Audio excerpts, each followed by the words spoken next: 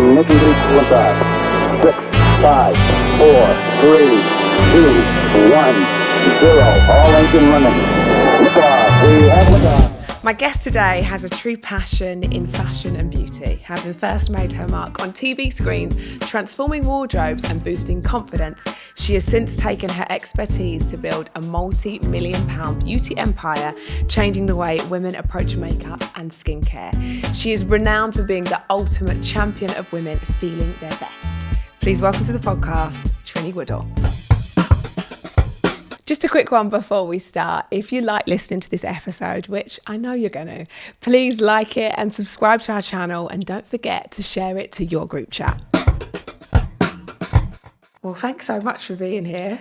Hello, darling. I'm so excited to see you. I feel like when we bump into each other, it's always so fleeting. Yeah. It's at this morning a lot of the time, and I'm like, see you we have a little catch up, but it's so nice to actually talk to you, about business, about you aside from TV, because your story, it's almost like part of your story only just began when you launched your own business and your own world. So I want to dive into that. But first of all, I start every episode in learning about the Trinny that I guess we don't all know. The Trinny that we know is the Trinny that we met on TV years ago. But who was the Trinny before then? That's how far back you go. Take me all the way back. All the way back. The Trinny as a child was the youngest of 6 kids from 2 marriages. 6 children. Wow. And never felt hugely close to my mum or dad. So my mum, we had sort of different, my dad and my oldest sister were really close because it was that second marriage, but first daughter. Almost like the glue. The glue. Yeah. And then my brother was a bit lost in between. And then when I was younger, I was a little bit unwell for a while. I had some low blood count. And so I was taken out of school a little bit, but I also went to school very early. I went to a boarding school very early. So I'd say when I look back now, I didn't have the most usual childhood. I went to boarding school at 6.5. I didn't see my parents hugely. And in the holidays, I'd see them, but half term, I maybe stayed with my grandparents in Hove. And Hove then was not Hove now. It was full of everybody was over the age of 75. And they all played bowls at the King Alfred Centre. And I lived this life of sort of grandparent life with much older people. So it was weird. And I found it challenging at school to make friends because I moved a bit. And because I was sick, I was then taken out of school. And then my mum overcompensated a little bit for my being ill. So she would sort of make excuses for me. And then I resented her for making excuses for me because I then felt perhaps, my brother and sister would then feel I was more spoiled. So then I rebelled against all of that, so that whole sort of, we all have elements of these as we grow up. Yeah. And then we moved around too. I lived in England and France and Germany. And then at 11, went, at 9, I went to Germany and I came out of school, went to a local school in Germany, and my brother and sister went at boarding school. So I just saw them in the holidays and felt a bit of a single child. And then I went to a boarding school at 10.5 in England where my sister was. And I did a year and then really struggled to make friends. And then I was so behind in work and not very able. And they said, you have to stay down a year. And I remember the torture I felt, Rochelle, of staying down a year. I think, my God, I got to start all over again trying to make friends. So I'd say up to 11 or 12, I don't remember life being really fun. Yeah. I just don't. It was just life. But it wasn't exciting memories. Okay. It wasn't painful, but it wasn't exciting memories. And then probably 12, 13, struggling still, really bad at school, and always like 27 out of 28 in the class. And then my mum said to me, or my parents said to me, if you go to, if you come in the top 10, you can go and visit your godmother in New York. And I was 14 and I came third. And I think from that moment, I remember this moment really specifically in my life, but from that moment, I think it was this sense of there's a big wide world out there, and New York seems to be this incredibly exciting element of it, even though I knew nothing about New York. But when I went there, lots of tiny things happened, which then affected my life later. That's so interesting. So I had very bad acne at the time. Mm-hmm. I had it from as soon as I reached puberty and got my period. And I was just, which is so hard. it's just like everyone would talk to my spots. And I'd really, when somebody's looking at you, they'd be like, yeah. Oh, yeah. Like yeah, that. And they would, and I'd always sit with my finger in front or I'd have my hand on my chin and I'll think, how much of my face could I cover? When I'm talking to people? But I was very self-conscious. So when I was in New York, I'd saved up all my pocket money and I went with my godmother to this department store, which isn't there anymore, called Lord & Taylor. And at the end, this is 78. Right. All right. You weren't born yet, were you? 89. Okay, thanks. It's 1978. So I walk in and I see at the end, Clinique. All right. And this is like, what's Clinique? Yeah. It had only launched about 3 years. I don't know. It was launched 69, I think. And I went, and there was this 3-step program. My mother gave me Pond's cream for every single significant event on my skin. Gosh, my mum You got to loves spot Pond's cream. I'm obsessed with it. Astral and Pond's cream. Astral. Yeah. That's what I remember. Oh, at least Pond's cream smelled better. So I then was given the 3-step. I remember spending all my pocket money on the bar of soap, the toner, which was like paint stripper. Yeah. They put me straight on number 4, salicylic acid, and the dramatically different moisturizer lotion, which was going to give you spots, whatever, But this was a routine. And I went back and I remember, I literally remember now the smell of the box that came in and that lovely printed, they had this pink and green printed pattern. Yeah. And it all came in that. And it was so treasured. It was in my suitcase. It was the most special thing. So that happened to me, which was my wake-up call to skincare. And the other thing that happened to me, which is another part, is I was quite innocent then. But I was quite innocent then. But I went with my godmother. She said, we have to do something fun for you. So I'm going to get my friend, Myrna, to think of something because she has girls your age. So Myrna lived this quite entitled life on the Upper East Side. And she never got up before midday and she always wore big picture hats and white gloves. And, it was a very old-fashioned picture. And she said, all right, darling, we're going to take you to this new club or this club that's been going and we'll just go and see and Rodney can maybe get us in. So she had this big maroon old Silver Cloud Rolls Royce, which in New York at that time was quite a big deal. So we go in this Rolls Royce and we pull up outside Studio 54. Which is just cool. At the time, you've got sort of Mick Jagger in there with Bianca Jagger on a horse, and you've got this whole world and of this. How old are you? I'm 14. This is so I'm 14, all right. And I've dressed up to the nines and I'm, so I walk in this place and there was, Mick Jagger was there that night. And there were, I looked around there and I was literally, my mouth was on the floor and I saw things I'd never seen in my life before and I smelt things I'd never smelt in my life before. So I saw men kissing. Right. I'd never seen men kissing. Yeah. And it was in this old theatre and there's a kind of upstairs bit. So I went on the upstairs bits and I looked down and I was like, and Myrna, sweet Myrna, when we had pulled up, there's this queue around the block and people would literally dress in cellophane naked to get in the club. And she just pulled up in this car. This car was everything anyway. And then Rodney, who was her lovely man who drove her around New York, got out, opened the door. She came up, big picture hat. And, the doorman goes, "Good evening, madam, how are you?" And she'd never been there before, but it was just for the drama. And that's how we got in. So we go in and I'm looking round and I'm just like, and then I smell this weird smell, which is pot. But I didn't know this smell.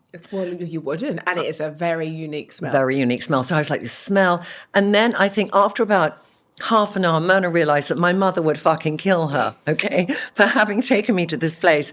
So she then said, we're going. But I left and I was like, my God, life can be this. All right, life can be this mad, insane fashion, craziness. And it was like, oh, and I had been at this tiny British boarding school on and off since I was 6.5 with no exposure to anything. And I'd never lived in London. And it was like, oh my God. And I think it switched something on in me, which then led me in different directions. But yeah, so that's my early life. And I suppose if you're like you say, you've been told you need to go down a year, you've moved from different countries, you don't find it easy to make friends, you're one of 6. I suppose they're really formative years of figuring out who you are. I think the insecurity of the acne and and you hiding and I think I didn't figure out who I was till I was 28. I'm still figuring it out. Yeah. I'm still figuring it out. It's that we're testing all the time then. We're testing, what do we like? How does this feel? You know, it's like your mother says, don't touch the fire, it will burn you. You have to touch the oven, you know. Yeah. So there's all that testing. And there's also, I knew what made me feel lonely and unhappy. Right. As well. And what was that? Feeling lonely. Because when my brother and sister were at boarding school and I was at this day school in Germany, I remember feeling lonely. And I remember not feeling I fit in. And because I went to a couple of different schools with different types of people. So when I was in Germany, we were at an international school. It was an American system.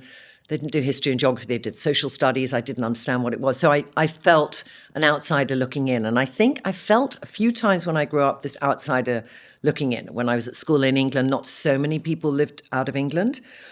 So it was a novelty. So it took me time always to find myself and find my tribe. And it was probably then by 15. And also I had a sister, 4 years older, really glamorous, gorgeous, Wiggle. And she was loved by everyone. And I felt spotty and ugly in her shadow. A little. You know, I had that feeling of it. Hard with sisters. Can be hard with sisters. And when she was at this boarding school that I then went to till I was 16, there was a thing then where you would, I don't know if you've heard this before, it sounds so weird now, you would crush and pash on people. Right, tell me, I need to know what this is. So crushing and pashing was that you would have somebody, this is the 70s, all right, but you have somebody in an older year and they would look out for you and they would bring you sweets in the evening and you would give them nice writing paper because that was your kind of exchange commodity then at school. So, and you'd write them letters saying, oh, you're fabulous and all this kind of stuff. And if somebody else in your year group had crushed on them. On your person. Yeah, they had to ask permission. If you crushed on them first, you'd say, I want to crush on them. Can I crush on them? And you go, no, but no, you can't. And then it would like cause friction or yes, you can. Okay. And then the next stage up was to pash on somebody, which was like a bigger commitment of this kind of friendship with an older girl at school. It was quite sweet, but many of my friends crushed and pashed on my sister. Right, got you. And did they have to ask your permission because she's your sister? No, she was just my sister. But it was just, you know, she was really, and she was the cool girl. She led the food strike at school. You know, she was the one who got in and She was the girl. She was the girl. Yeah. And so probably it was difficult because I was really shy then, that once she left and I was 14 or 15, then I found my place in that school and therefore my place in life a bit. And then I just flourished a bit. And then I found my friendship group and then suddenly I was the cool girl at school a bit. But it took me until that point at 15 to feel that I had any significance or contribution to life. So interesting. Yeah. And I suppose it's, like you say, maybe it's that sort of glimmer and that glint of like the other life. Yeah, there was. The Studio 54 and having your, stepping out of the shadow a little bit. And we all, wherever it is in life, we all have to do that at some point, don't we? Where we're okay, I'm going to step into my own power a little bit. And at 15, you probably don't really realise what that is. You have no idea, do you? That's, I guess, what that was. Yeah. How... You burst onto our TV screens and there's obviously a big gap between being 15 and to us knowing you. So it's so interesting, all these stories about your insecurities and you being so unsure of yourself, because your role was then making sure everyone else felt so secure. Yeah. You know, you were, to me now, you seem that could have actually never been your past, which is why I love these conversations. What happened in between? When did you find that kind of that creative flair and that passion for styling and everything else in between before we knew who you were? I think I found it at boarding school at 6.5 because I didn't go. Lots of people at exeats and half term would go home, and I didn't always go home, and there were just a few of us who didn't. So we would, and we had to wear a school uniform all week apart from on a Saturday afternoon and a Sunday. Right. So we had a few home clothes. So it was about how can we make those things feel cool. It was just fabulous. All right. On a Saturdays. I know, Stepping out like pale. Oh, wow. I mean, my God. And then what we would do to our skirt. It was so strict, this school. But it gave me, and then I would be the one who would, you know, I would pierce girls' ears with the thing you use to unfreeze the car. You know, a lot of people come up to me now.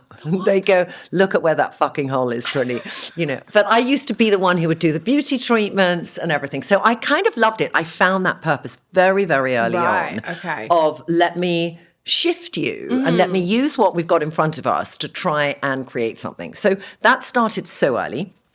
Then when I was sort of 18, wasn't good enough to go to uni, so went straight to work, and I worked in a physical commodities trading house. I wanted to slightly be in finance because my dad was. Didn't work out at all. Entered also drug scene in London. So I was sort of grappling, trying to be this person I didn't fit in with, which was doing business because I, you know, trading. Hated it, really hated it. Sort of went on the tube with the Financial Times on the outside and the Daily Mail on the inside. You know, that was me. I was like, I mean, the whole sense of pretending to be something, so in conflict. So I did it, and then I was using, and I did a couple of other jobs as well, flitted around. Always felt somebody would find me out the next day, and always felt I never had the right to be there, but would still do it. So that, what we call imposter syndrome now, I totally appreciate that sense. And also layered on that was using, and my main drug of choice was coke, so just ups and downs. So then at 26, it all crashed in like a house of cards, and I felt I'd lived 1,000 lives, and I spent a year going to rehab. So I went to a primary rehab and a secondary rehab in Weston-super-Mare for 8 months, working in an old people's home and going to secondary care, which was a real eye-opener, living off £8 a week, which all went on cigarettes. So that reset me, and it did a couple of things. Was there a particular moment in that time? Like you say, you're using, and there's that kind of cycle of... I think there's a rock bottom for anyone who goes through addiction. And that rock bottom can be an incredibly physical one. You can be losing your home on the street, totally fucked. It can be one where you just feel such a flatness about your life, and you have these moments of clarity where you think, where did my joie de vivre go? Where did my passion for anything totally go? And I had been in, up to that time, passionate. When you met me, you would think I was quite a cool kid, but inside I was just this squirmy set of worms inside my tummy the whole time, you know. And I think that when you make that choice, and I tried a few times to stop using drugs, and I had stopped for a bit and then started again. And when you discover, you know, I went to some NA meetings, and then I knew there was a solution. Okay. So when you use, when you know there's a solution, it's shitty using. When you use and you just have no sense of there's another way, you don't feel guilt. You might feel guilt because of how you behave or who you fuck over, or how you are in your life. You just lose a moral compass in a way. Using makes you lose slightly a moral compass. And you just don't know who you are. So then you discover a bit of recovery, you then decide to use again, and then that using is fucked. It's fucked. You're just trying to get back to zero. And I suppose for me, you said before that the thing that makes you the most unhappy is feeling lonely. But I can imagine whilst using, that is a very lonely place to be if it depends what you use. It depends what you use. I think there's people who use, and they're using something which isolates them. Right. You know, so if people use heroin, they might do it with other people, but it's an isolating. There's sort of sociable using, where you can be with a whole load of people, feel very lonely.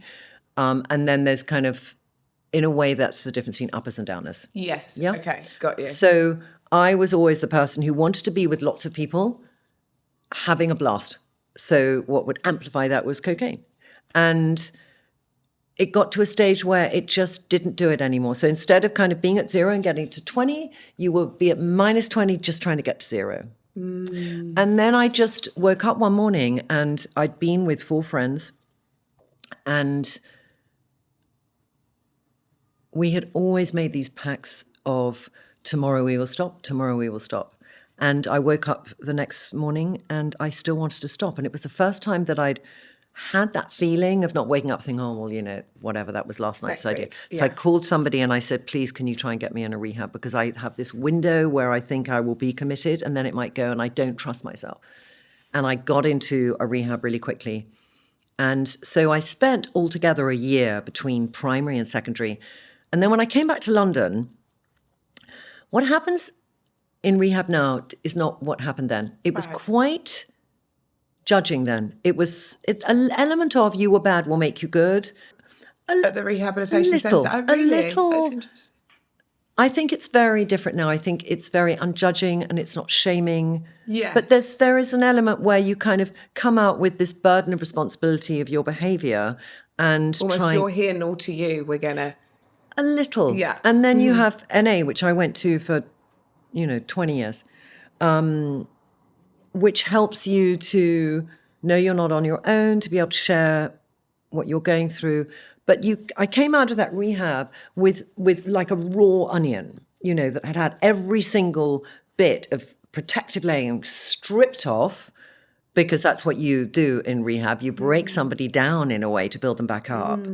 And I remember going down a street and I had a panic attack. I'd never had a fucking panic attack. I was like, don't mess with me. And I was so vulnerable.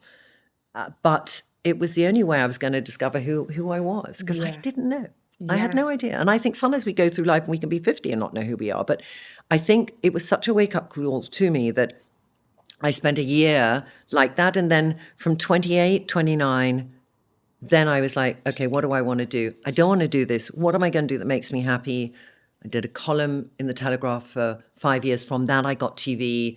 And then I did books and TV. And then my career took off. And then each year of that career, I was really knowing what I could do, Rochelle. So I kind of, by the time I did a book, I thought, I know I can do a book. By the time I was doing the column, I thought, I can write a column. And then by the time 2 million people were reading it, I thought, we can do a TV show. We have an audience. And by the time we did the show on BBC Two and there were 3 million people watching, we could move to BBC One and get 7 million people watching. So that progression and from then was really, now I know what I can do. Right. So from that moment, that changed. And do you think... I'm a believer in everything happening at the right time. Yeah. Do you think that sort of like consistency and you staying on the right track was just what you needed? I think I had such a erratic start. It had been so... I'd experienced a lot of things and they say that when you start using is when you emotionally stop growing. All right. So I started at sort of 16, 17. So when I got clean at 26, emotionally, I was probably like a 16-year-old. But I'd also lived a life. I'd really felt I'd experienced so much in life. I was tired by life. And I was only 26. But lots of people I speak to when they get in recovery feel that feeling. And so when I then had this opportunity to be given a fresh start, I had to catch up emotionally. Yes. So I really had to have that sort of self-growth, but also those few years until I was 30 helped me catch up. So by the time I was 30, I did have a belief in myself. I did have a sense of what I could achieve.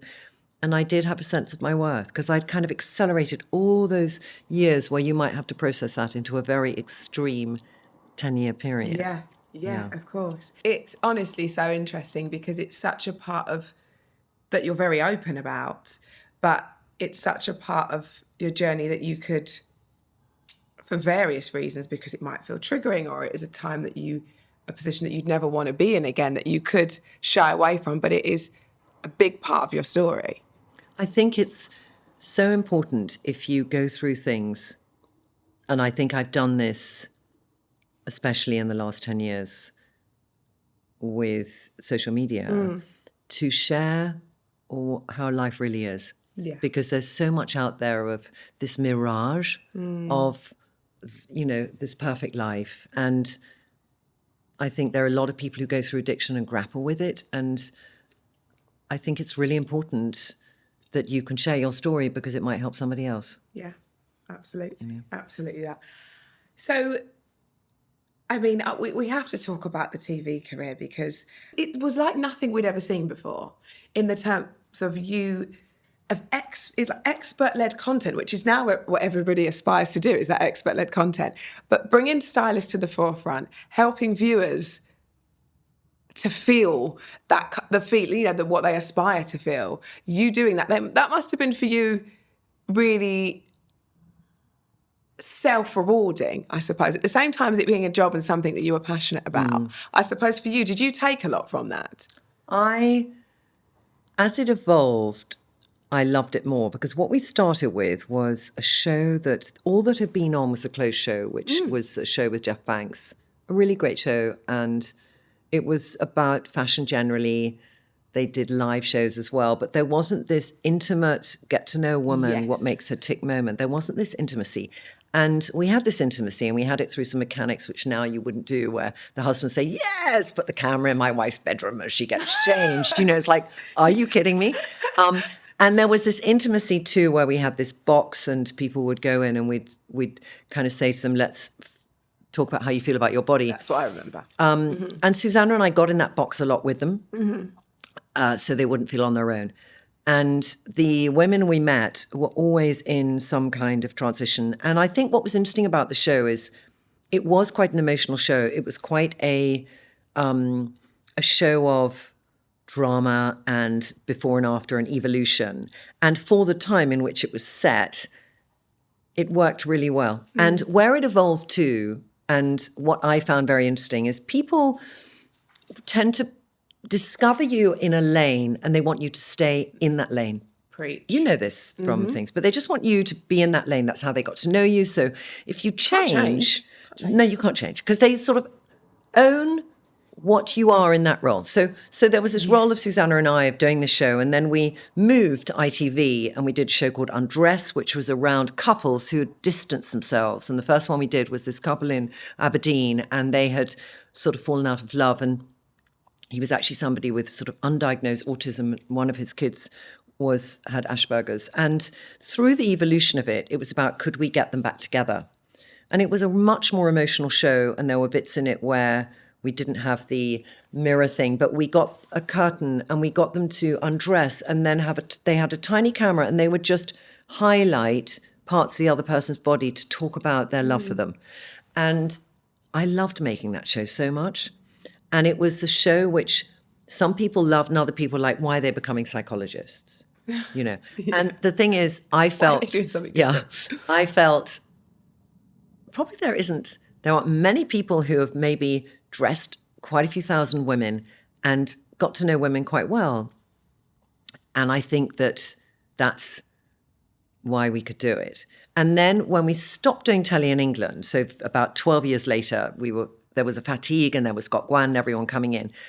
We took a show to Cannes, and MIPCOM it's like a TV conference. And our agent said, look, 12 countries have bought the show. And I thought they just bought the right to the show, but they said, no, they want you to go and make that show. So we ended up going from the UK, because it's like, we need to earn money. We both are the main breadwinners. We have mortgages to pay. And we went to many countries making this show, which was a variation, but actually an even bigger evolution of the show we'd done in England. And it was a show I loved making because we got to know people. And whether I was in India and I was doing a Hindi woman or a Muslim woman, or I was in Poland, or I was in Tel Aviv or Jerusalem or Australia or Scandinavia or America, wherever it was, all the time we're meeting so many different women. And this is what gave me the idea for Trinny London. And even though they're all different, whether they're a tall Dutch girl or a petite Hindi woman in India or, somebody who's come out of a war conflict in Israel, they had the same feelings emotionally as women about their relationship with their bodies, about their relationship with themselves. And I learned so much doing that show. And we did the show over 4 years. Susanna and I traveled 9 months of the year. We both had young kids. It was really challenging. Yeah.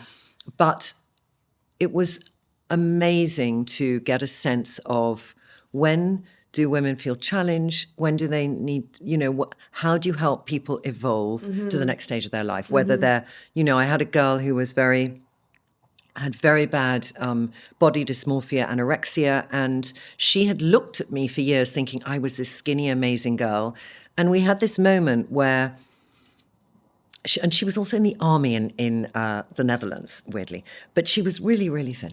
And so I said, okay, who do you think has a bigger thigh? And she said, I do. And I said, okay, so we got a tape measure, we put it around her thigh, and then I undid it, but let her see that I hadn't moved my fingers. I put it around mine, and there was, I couldn't even get it halfway around.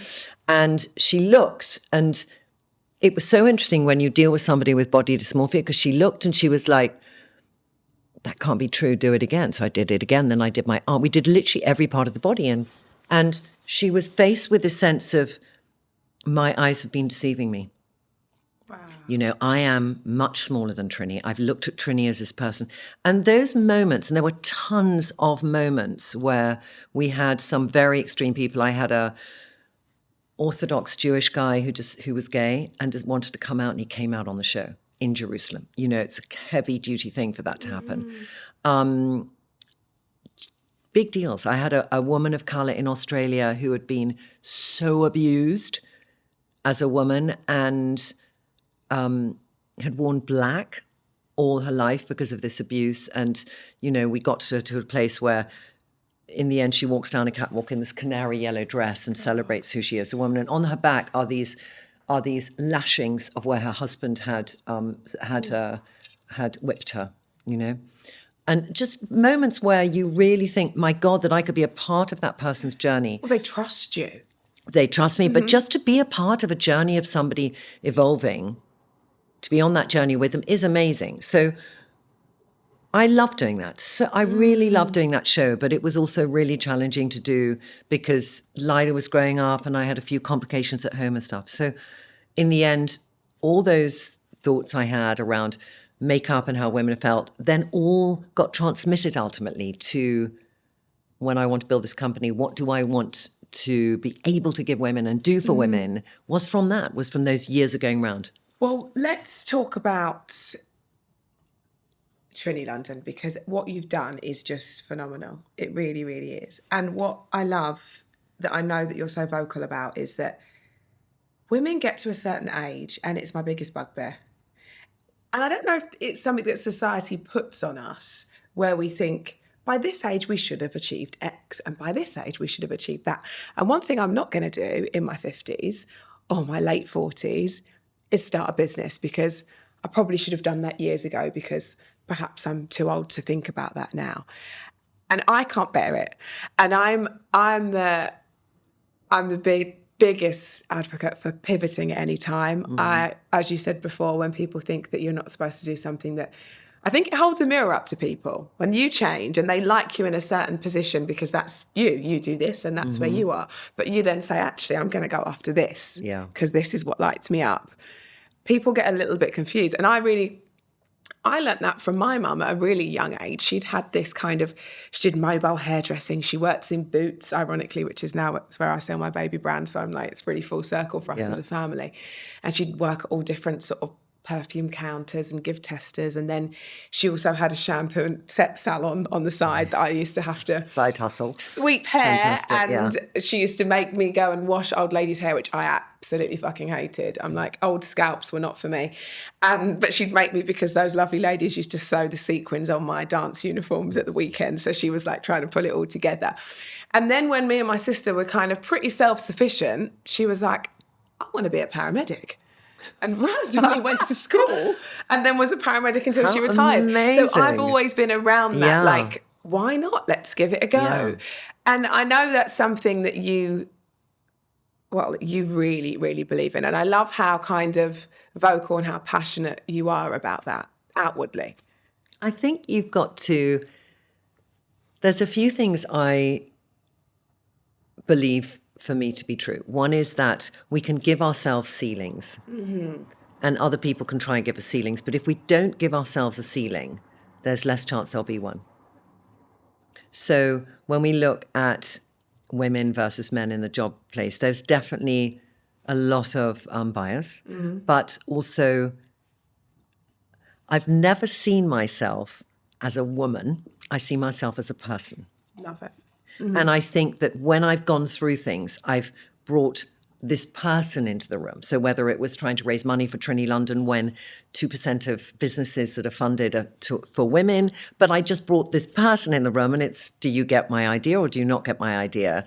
And retrospectively, I can look back and think, my God, so few women's ventures are invested in. And why the fuck is that? You know, it's crazy, because there's some incredible ideas out there. But it is what is right now. But I don't choose to see it as I'm a woman doing that. And the same with age, because I only ever think about my age when it's my birthday and someone says, oh my God, I can't believe how great you look. Great you look for your age.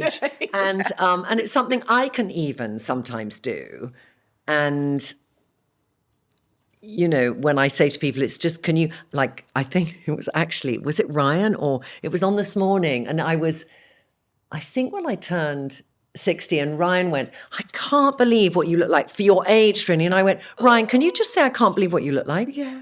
And not put for your age, because you're contextualizing that you're having to anchor me to an age. And I don't feel age is relevant, because I can... Okay, I'm going to give an example of something where I think how age and leaning into what our age is can be detrimental. Okay. All right. About 30 years ago, I am at the Royal Geographical Society, and I'm listening to a lecture by this guy who's just come to England, hardly speaks English, Deepak Chopra. And he's talking about the relativity of time. And he gives an example of these 5 guys in South Africa who are in a mine, and the mine has collapsed and they're stuck there. And one of them has a watch and 4 of them don't have a watch. And so when they're, you know, working out how long have they been there, this guy decides to tell them that only half the time has gone by. All right. So if they said, how long have we been here? He goes, 5 hours. They've in fact been there 10 hours. Right. But he's just thinking, what I'll do is I'll just tell them it's half the time, because then we might, you know, they won't feel how desperate it is. But he was the only one who actually knew. And they were there, I think, 7 or 8 days before they were discovered. And generally, there's a thing, you can't live without water for X number of days. But they were at the maximum of that, whatever that was. And the only person who died was the guy with the watch. Okay, the others survived. And it was about our perception of time. Yeah. And I think there's so much in our sense of what our body can do with us, our sense of what opportunity there is there. And if we contextualize it by society's sense of what you should be doing at a certain age, you close down opportunities for yourself. So I choose to not think about age. And when it's confronted with me, I had a girlfriend who sent me an email, and she was talking about, you really should get your pension sorted, whatever. You can't put everything into this company, you know. It was early on, and I was like, well, this is my life. I will. I'm placing my bets here. And she said, but you might only have 25 good summers left. And I sent an email back to her, and I went, really? Just check what you just sent me, because that's insanity, or insanity, crazy. And I just looked at this, and I actually literally pinned it as a postcard, and I gave it to her for her next birthday, saying, "Honey, it's time to change your attitudes." But I really believe that I love people who tell me stories of at any age they start something. So if it's somebody at 20 who starts something that you think you'd only do when you're 40, it's as exciting as I was skiing last week for my birthday, because I love skiing, adrenaline junkie, and I'm talking about it. I'm doing a little film just saying it's so amazing skiing. It really brings me this life force. And this woman leaves a comment saying, when I was 60, I took up skiing, and now I'm 70 and I love it. And I thought, that's amazing, because that's something where it's a really challenging sport. And my God, you did that. And there were other people, saying, oh, I'm in my 50s, friends have had accidents, I'm in my 60s, I think I should stop. And I just kept sending them this woman's post, just saying, look, never can, if your knee is fucked and you've got to have a new one, sorry, I'm sorry so much, then that's thing. But it's just, I don't know. There is something around mind over matter. And the limitations that you put on yourself. And also, like you say, if you've not got that, if everybody else wants to give you a ceiling, if you have one for yourself, there won't be one. And, that's the beauty of it. Let's talk about Trinny London and how that was born, because I'm so interested because a lot of similarities with me and my story, going from TV into the world of business, which you've basically been running a business this whole time without realising. There's lots of elements of the before life that you use now. But I kind of want to know how the start looked for you, how it was born, when did that brainwave happen, and how did you put it into practice? What was the first step you made? Brainwave was probably when I was still doing that show abroad, and I was thinking women are very confused by makeup and they don't know what suits them. And we'd always have like a different brand. We'd have, in Poland, we had Ignot, in Israel, we had MAC, in Australia, we'd have whatever brand it was, and they would provide makeup artists, and they'd all do the same thing. They'd do the red lip of the season. And I'd be like, everyone's different here. She's got caramel skin with a black hair and a green eye, and she's got a blonde hair with a blue eye and whatever.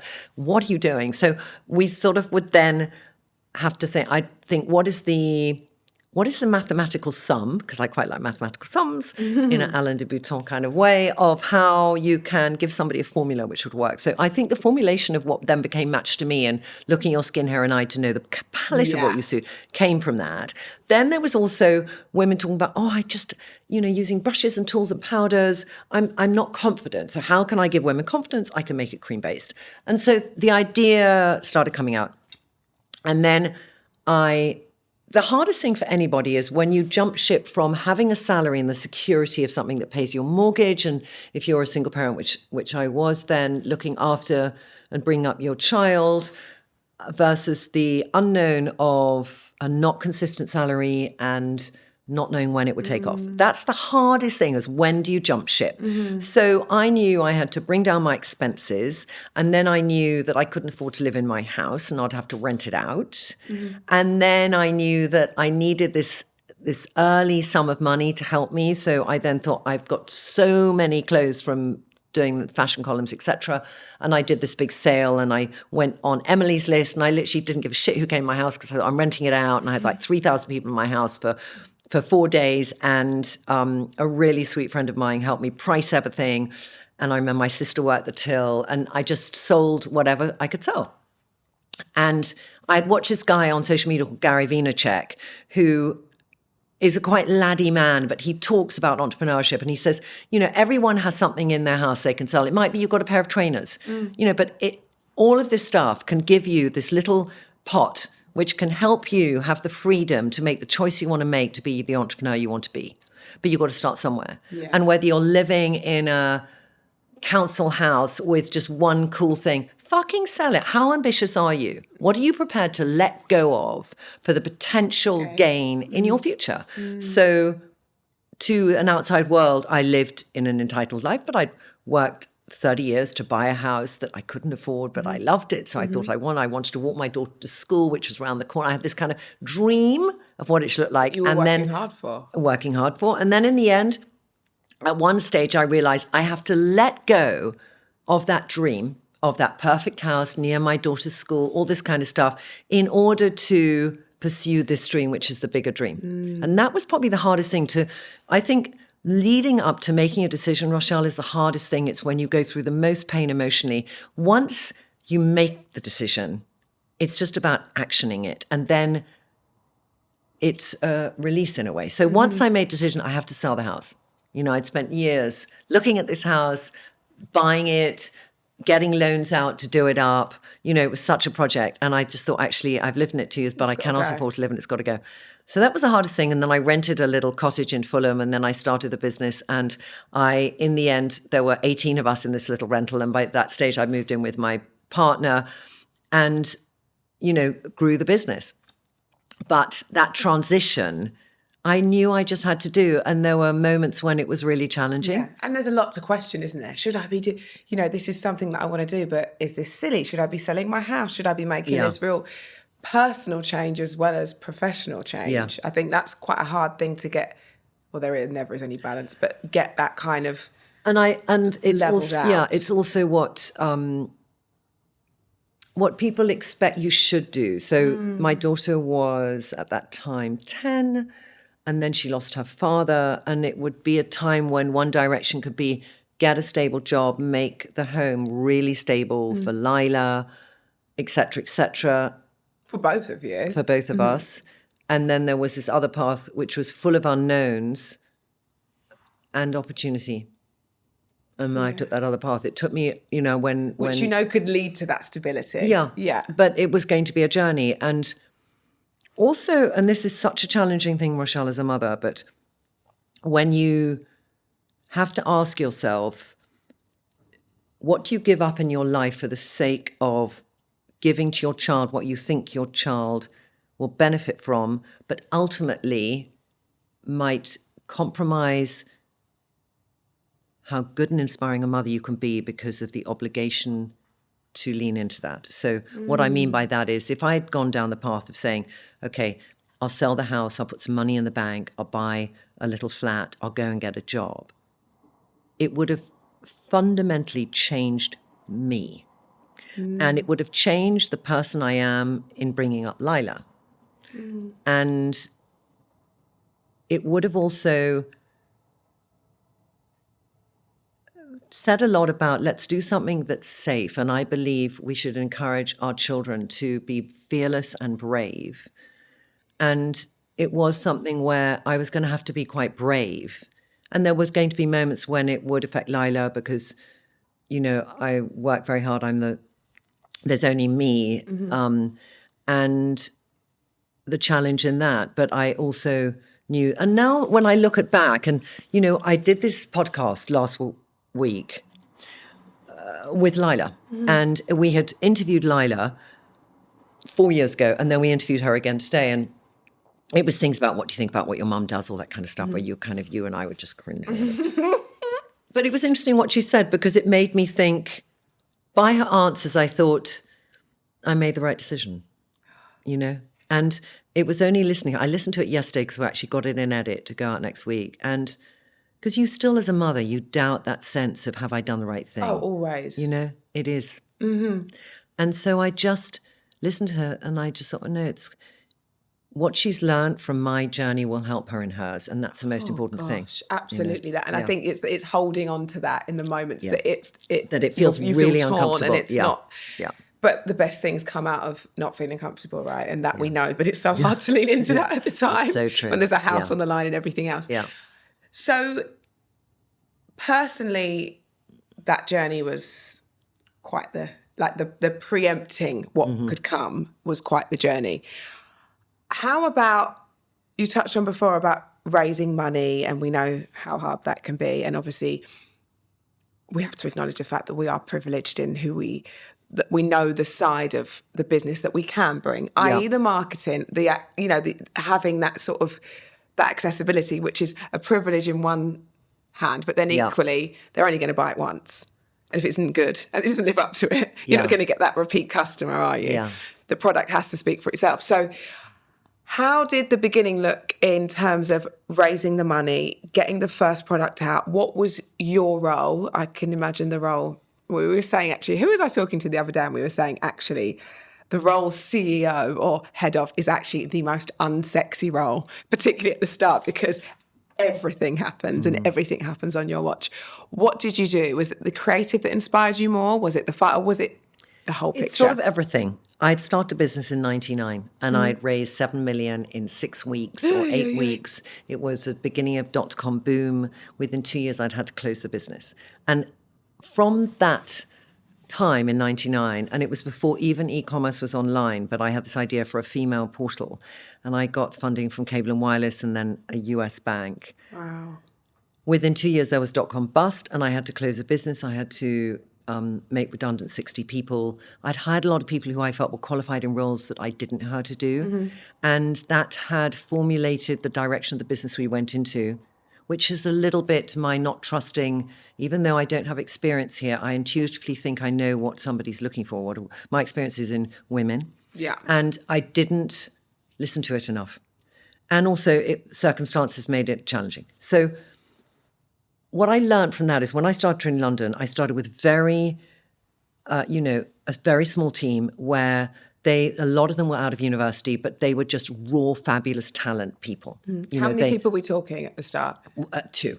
Right. I had somebody who did social media, and I had somebody who was project managing organization. Then I got in somebody who ultimately came in a sort of CFO role, and we built the business plan together, and we looked at how are we going to prove revenue. So I did it on the only simplistic one. I had then 160,000 followers, and I said it will be, if I say that 3% of people buy the product who follow me on social. That was literally how I built out my 1-year plan. And then when I looked at the 3 and 5 year plan, and these are on your own social numbers, not Trinny London. It's my own social numbers. Got you. So that's literally how I built it. And then I looked at product, and I knew what product I wanted to develop. And so I started making things in my bathroom, and I made formulas and I mixed together. I had tons of things in my bathroom. It's like a sort of pharmacy.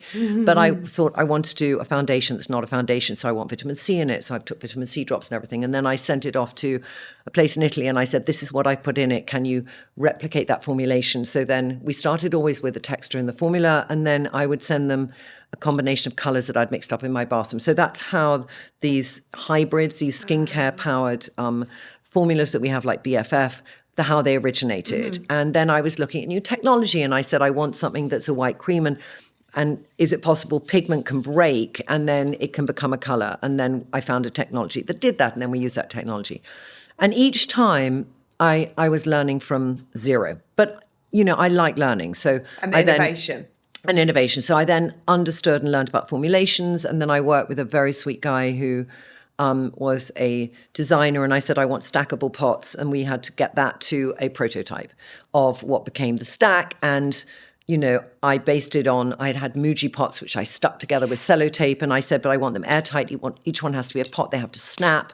If it drops, it mustn't totally fall apart. The things must stay together, but you must easily be able to open them with your hand and snap them and stuff. So we did 13 prototypes to get it exactly right. So everything was a learning curve. And then I had done, in England, you can do something called an EIS, which is Entrepreneur's Initiative Scheme, and it helps you raise money, and anyone who invests then gets tax back.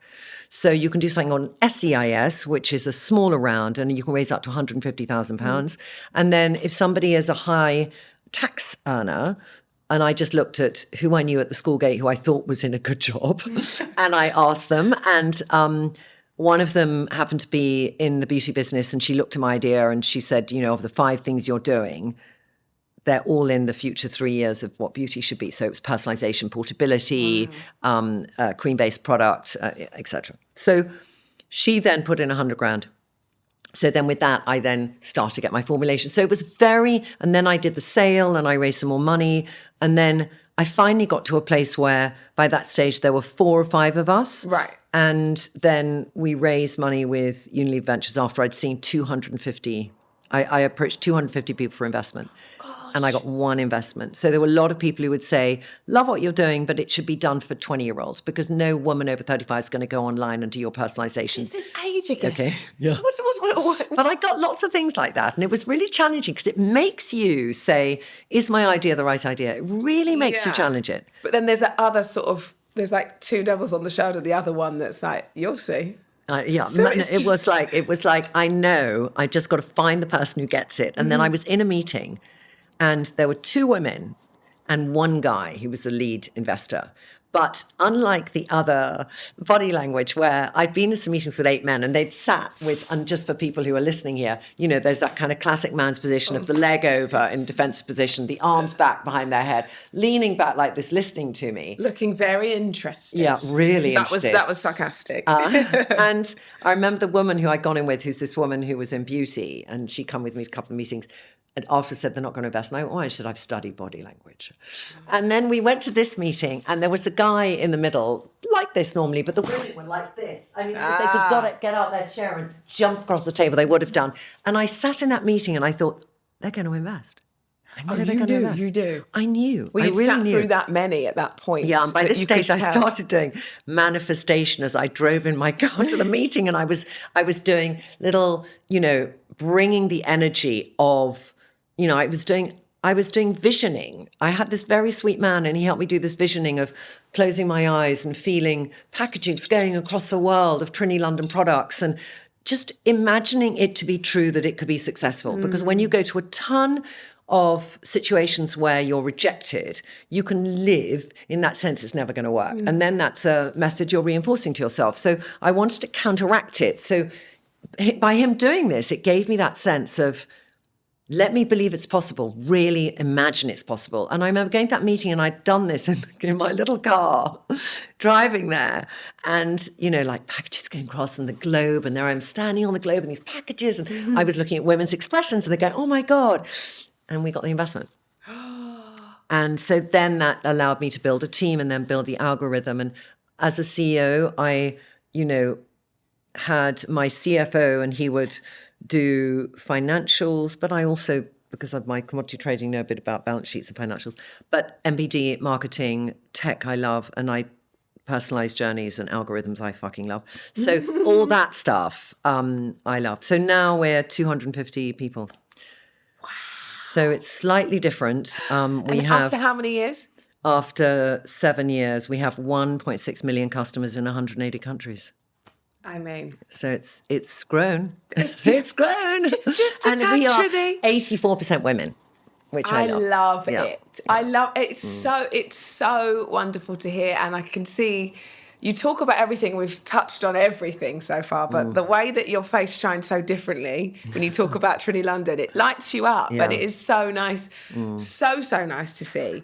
And I think what's interesting is like this, and obviously we know with successes comes challenges, and we get that, and it's not always up. There'll be amazing days and followed by what fire are we going to put out today and what mess are we mopping up. We understand that. But I think what is clear, and I think whilst you're doing this and this is your life, you're very, very big on supporting women in business and kind of that education piece. I love that the BBC Maestro, I think is brilliant. I think that's such a, Joan Malone was on, and I know that she's got BBC Maestro too, and I think it's so brilliant to have that tangible advice for people, because it's almost like there's an element of gatekeeping in this world, and I'm so against it. I can't bear it. I'm like, there's enough food on the table for everybody. There is so that. Right? Yeah. And that gatekeeping element, I don't know if that's something that men are so much better at, being very like, you've got to meet with this person, connect with that. But there's that element of, if I give to you, it might take from me. I think that is some narrative that we have to think, how can we change it? Yeah, it's so important to change it, because I have never, ever felt that, ever. All right. And I think, why have I never felt it? Maybe people gave me opportunities and believed in me who were women, and that meant so much to me. Yeah. And it really, you know, I mentor a few women in business, and some are more challenging than others, and some are just, you know, I have a few meetings with them and they're just on with it and they just ask a few bits of advice, and others I feel really need more. And sometimes I think, can I fit it in? And I might say I can do 15 minutes this week. Get your questions ready and we'll go through it. But I know it's so important to do. I know that when I'm on social and I'm talking about, you know, people come to my channel for a lot of different things, for dressing, for my talk about being fit, for supplements, for everything. And I would never, ever not mention somebody else who I thought might do it better than me or might have an opinion which is worth going to and to looking out. And I'd never think to myself, oh, might take my followers. I don't give a shit. It's like, how can I actually come to you with what I feel I've discovering, which is brilliant, and put you in touch. And we do these things called elevator pitches, which started out where people get in the elevator with me, and this whole concept when you raise money is in 30 seconds, tell me about the idea. And it came from people pitching for films. All right. And the studio exec would say, come in the elevator with me and just tell me what it is. And you've got to have given the synopsis, not between my next meeting. In that going up the 5 stories, you've got to get me hooked. And it's a very interesting way that you can take your whole big sense of what you're going to do, and you have to succinctly put it into something tiny to get it across. Because ultimately, when you're marketing, we have for Trinny London, rethink your routine. All right. You have Nike, just do it.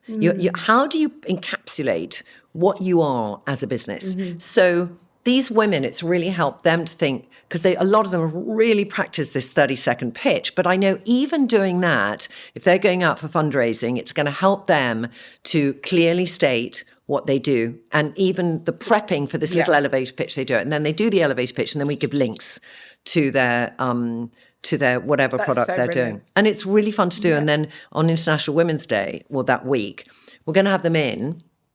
And we're going to have members of our team that they can do a panel with where, let's talk about social media marketing. Let's talk about building out a balance sheet. Let's talk about, how do you do performance marketing?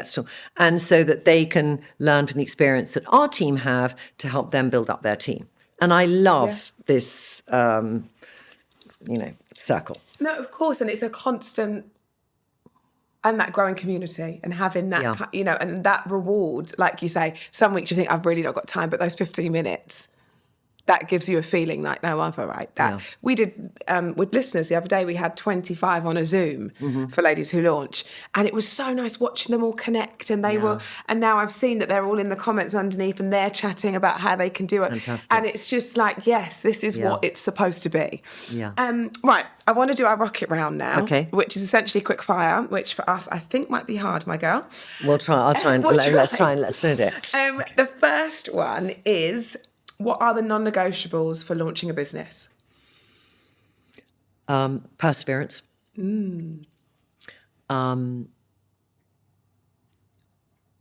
Working weekends.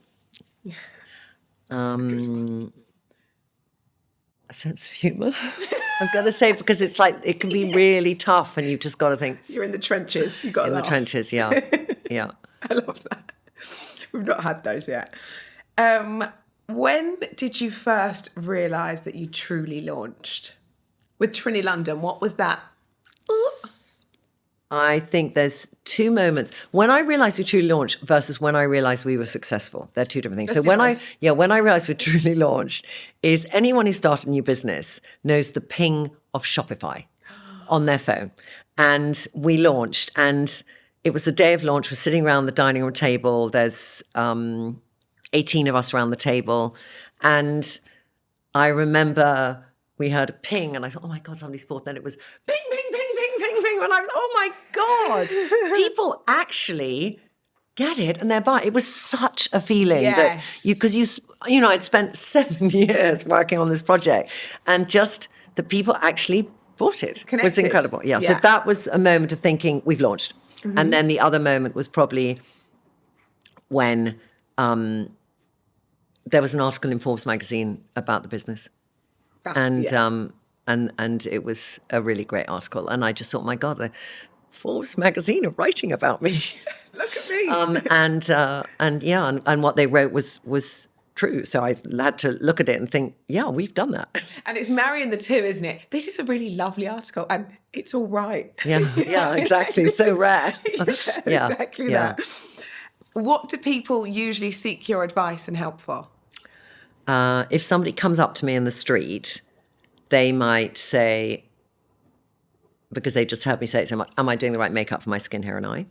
they might say, my skin's really dry. What moisturizer should I use? And I look and say, you need an exfoliant. It's always 80% of the time. As opposed to when I do What Not to Wear, people come up in the street and say, does this suit me? Okay. Or I'll be in a shop and they'll say, Trinny, they'll just come up and say, shall I buy this, Trinny? You know, as if they knew me really well. And I always feel I know people really well because I think what social media does is create an intimacy, which I love, where women feel very easy to come up and talk to you. Mm-hmm. And I really like that. I don't want people to feel, you know, sometimes I'll get little DMs saying, I saw you today and I wanted to come up and say something. And I was like, you should have come up and say something. Yeah. You know, yeah. It makes your day as well, too. Yeah, exactly. Which brand do you wish that you'd founded?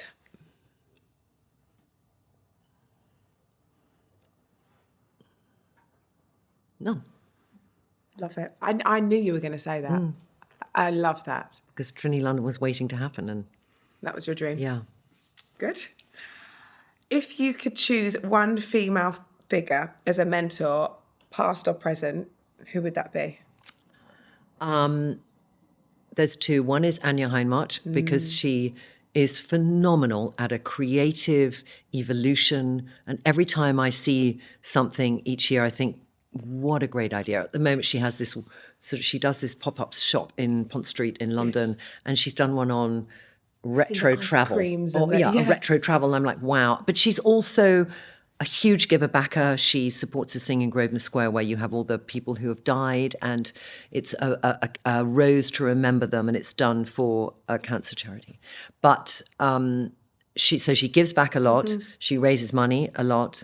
She has married somebody who already had some children, and she had children with them. So she brought up some, children from her husband and her own children, and she grew a global business. So what a woman. And she's an amazingly warm woman, unbelievably warm woman. So I really admire her. Another one who was my mentor for a year was Chrissy Rucker from the White Company, because I won this Entrepreneur of the Year with NatWest. And one of the things was that Chrissy would mentor me for a year with her CEO.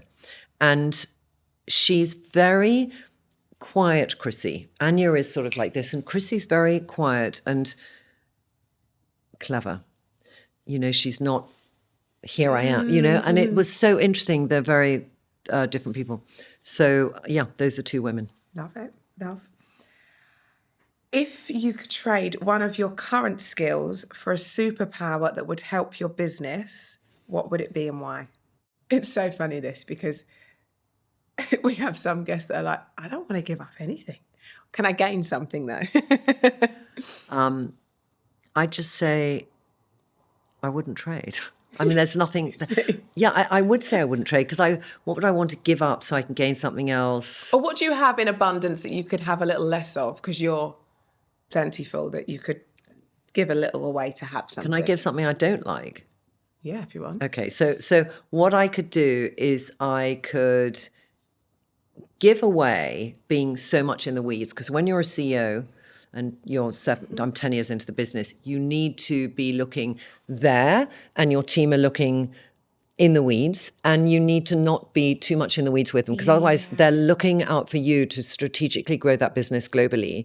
And if you're too much in the weeds, you won't look at bigger picture. So that's my biggest challenge is getting myself out the weeds and bigger picture. Which is hard to switch off. It's not about switching off, it's about changing priority. It's about, it's not switching off. But do you find it hard to give up the control of the weeds? Yes, and then also you need to empower your team. And if you keep coming in. So I learned something really, this is such a good thing. I'm just going to share it because I learned it recently, and I always love to share something I've recently learned.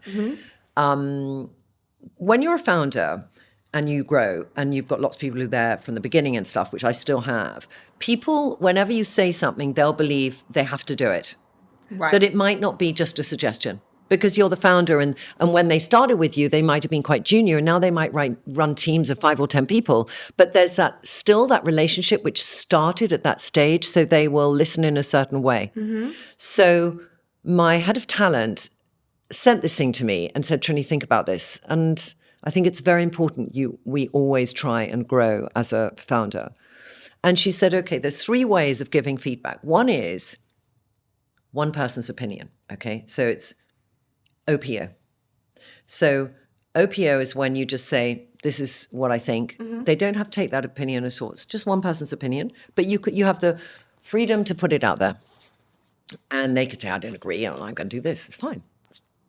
Then there's strong suggestion, which is somebody's presenting something to you and you go, I think you should consider this. And if they say, well, actually, fine, but I'm going to do this. And if it didn't work out, they need to come back and they need to describe why they did it.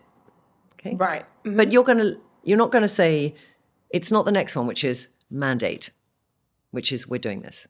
And as a CEO, there's moments where you'll say, we're doing this. You're not going to question it. We're doing it. But the problem is that as a founder, when you get to a bigger stage, people think all of the things you might say are a mandate. And you need to let them know some of them, they're just an opinion. So I started practicing it last week. All right.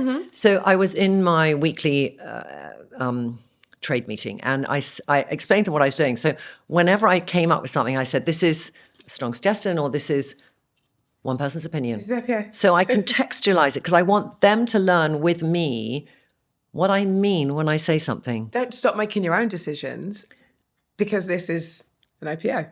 Yeah. Yes. This is an OPO. You're so right, because when you are in that position, everyone does think that that's what you got to do. Anything you suggest or say that's you and that's final. Yeah. Yeah. Well, you can float opinions. Yeah. But it not You can be like somebody else. And then I also moved where I sat because I always sat at the end of the table. Right.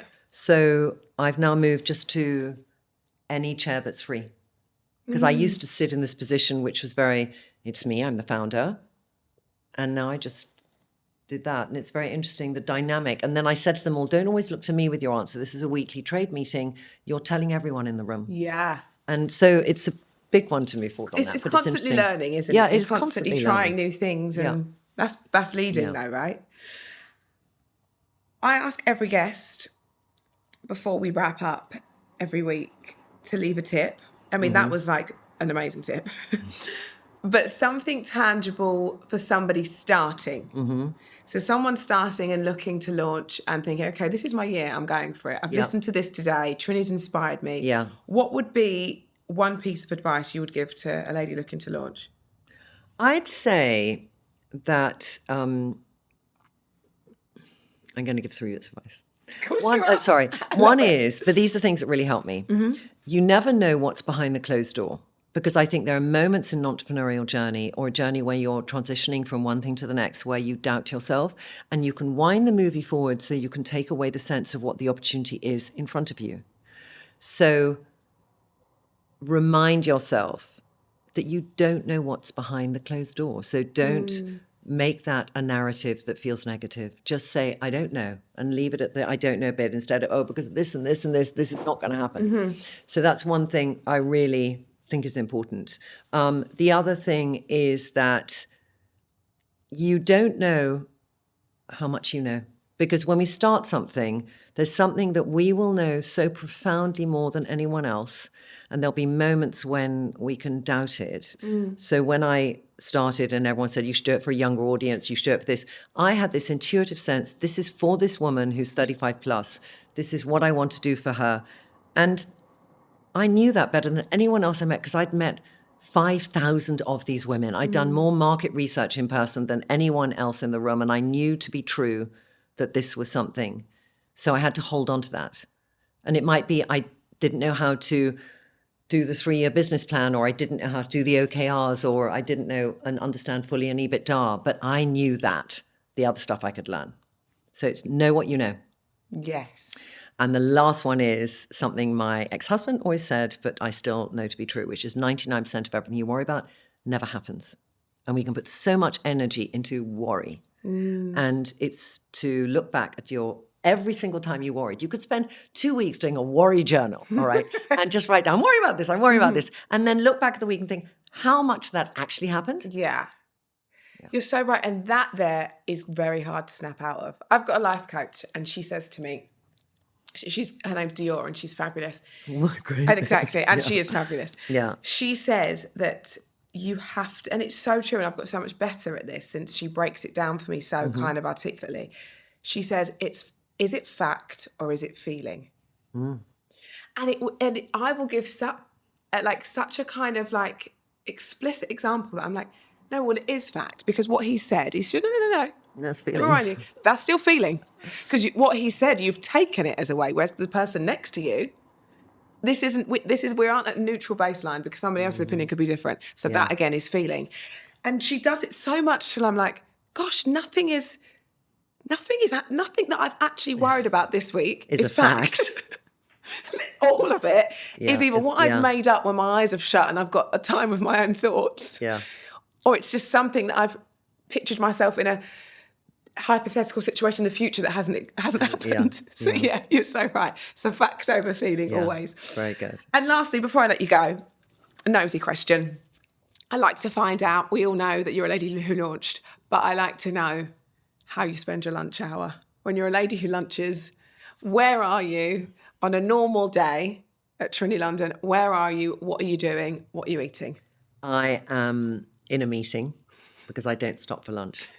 I noticed that because your breakfast is over there. And I said, do you want it now? And you're like, no, we've got to get to the next thing. And I just will have my lovely woman who's my rock come in and say, Trinny, what do you want for lunch?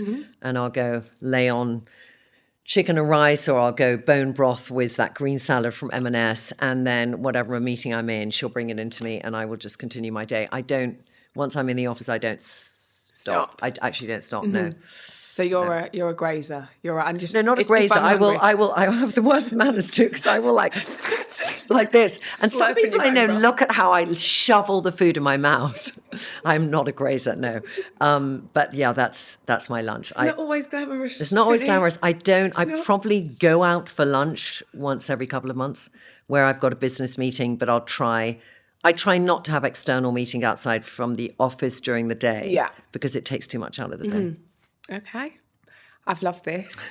Thank you so much. Honestly, it's so nice to actually get to sit down and talk to someone that I see so much. But you never have time to do this. No. Imagine we'd fall off air on this morning. There'd be no time left. Yeah. Thank you. It was so nice. Thank you for having me.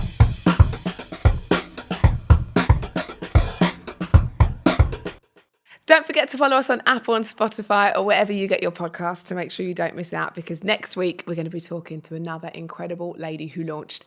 If, like me, you're a watcher, don't forget to follow us on YouTube and please like and subscribe.